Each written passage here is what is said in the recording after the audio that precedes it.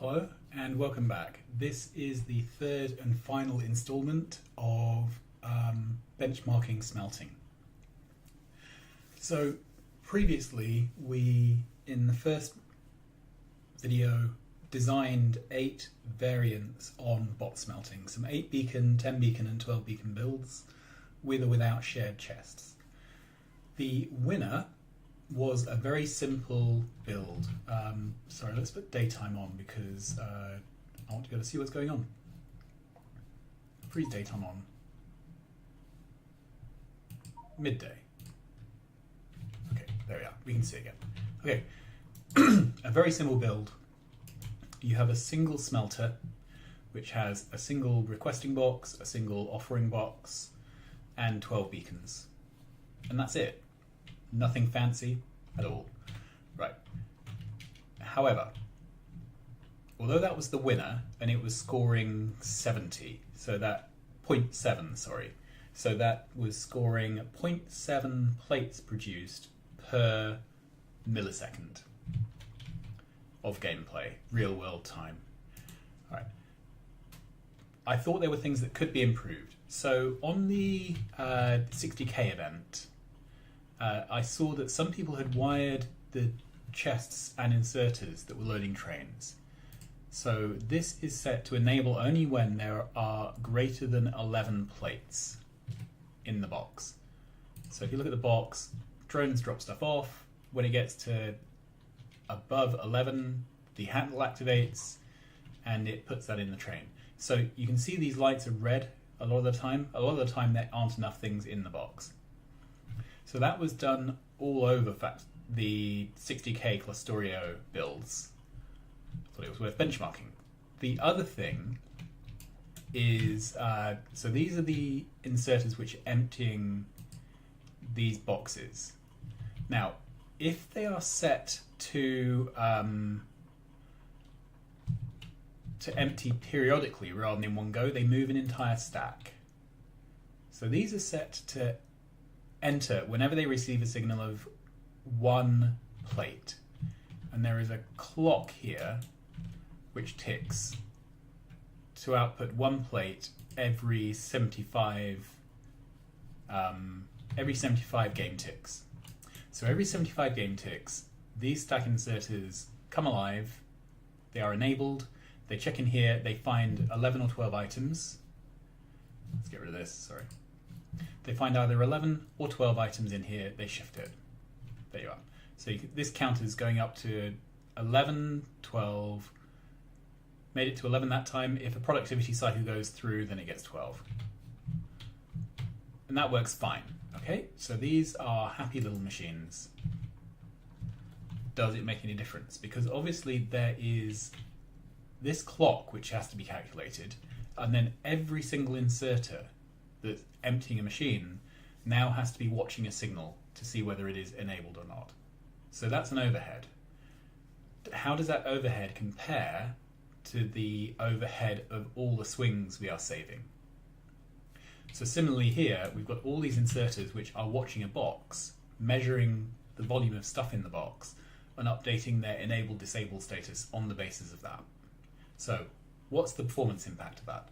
What I did was took the baseline of this build with no circuitry. I benchmarked it only with the circuits loading the trains, only with the circuits timing the emptying of the plates from the machines, both. And then there was another build, load game, filter clock. Okay, on this one, it's exactly the same clock. So it's ticking around to 75, so it counts up T to 75, then emits 1 tick of plate. But here we use a stack filter inserter, and instead of using an enable disabled, we set the filter. So every 75 ticks, the filter will be plate. You may be able to see it flashing there just for 1 frame. On that one, it finds there between 11 and 12 items, it moves them out. Then very next tick, the filter is set to clear, there's nothing for it to pick up. So rather than enabling, we're setting the filters. Does this have an impact? Okay, so let's go back to our spreadsheet. Here we are. This is our old spreadsheet. Our builds 1 through 8. This was the broken 8 build, so we can ignore it. So the winner was this one here, which is the 12 beacon, each with their own chests. So that's our benchmark. We're wanting to score 0.7 plates per millisecond. Okay, let's reveal what we have here. Show rows. Okay, so we have the S4 build in this table. This is with the clock. So this is clocked against enabling disable stack inserters, and that's an improvement. This is using a signal on the inserters for the train, which are querying how many items are in it, and the query is set to any. So any greater than 11. And that is a win. So it's our error here is about 1 to 2%. That's a 4% difference. That's a win. Okay, this is exactly the same, except the signal that's being measured is counting specifically iron plates. That's really disastrous. Okay. Then the next one is combining the clock with the measurement of what is in the boxes. And that's not significantly better than just having the clock, as we would expect. Then finally, look at this, 1.03. So this is producing over 1 iron plate per millisecond of gameplay. This is using the clock, which is setting the filter inserters rather than enabling stacks. So we've gone from 70, we've gained roughly 15 by going to enabling disabling stacks. We have gained roughly 30, so between 30 and 35, which is let's do that. So 0.07 divided by 1.03. That needs an equal sign in to make it into a formula. Right, let's do that the other way around. 1.03 divided by 0.7.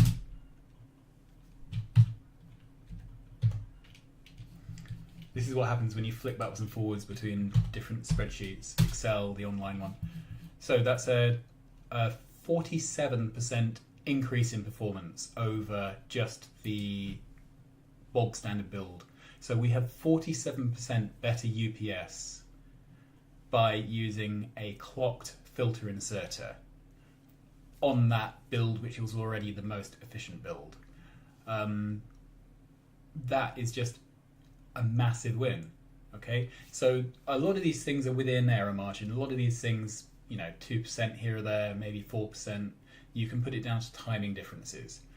There is no way that you can put the difference between the S4 12 beacon build with and without a clock down to timing differences. And there's no way that you can put the difference between the filter inserter and enabling disabling a stack inserter down to timing differences either. It is just vastly more efficient to use filter inserter clocks by my timings on this build.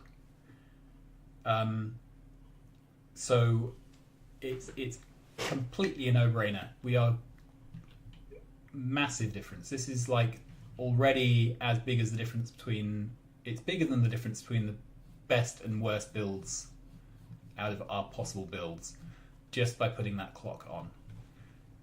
So what have we learned? Simplest build possible. Put your inserter, which is emptying the machine, on a clock using filters. Do that, massive UPS win. Okay, well, thanks very much. That's the end of this series. It was ended up being 3 parts. I'm not going to do any more parts to this. We have an answer. I'm assuming this answer carries on to other builds. There's obviously other things I can stress test with this. So the this build at the moment. Sorry, I'm right. So this build at the moment is based around 8 carriages. It is about as wide as the 8 carriages. We only have drone ports in the middle. I haven't sorted that out. I haven't totally centered the thing. I haven't asked what would happen if we extended the logistics area out sideways a bit. So what would happen if we added on an extra couple of rows either side? You know, how far out from the requester chest is too far out? These are all... This is all yak shaving at this point. We're not going to get any wins as substantial as the wins we already have from the timing of the inserter and by using this build. So that's it. Thanks very much. Hope you enjoyed this. I will probably not be doing any other forensic benchmarking videos for quite a while, if ever. So if this is not the kind of content you like, that's fine. If you love it and you want to see me do more, then please get in touch through Facebook. I'm in the Factorio group, or through YouTube on my channel, and badger me, and I can probably be convinced to redo this. But this did take about 6 hours to put together, particularly running all the benchmarks. So it's it's not something to do on a whim. All right, thanks very much. Bye bye.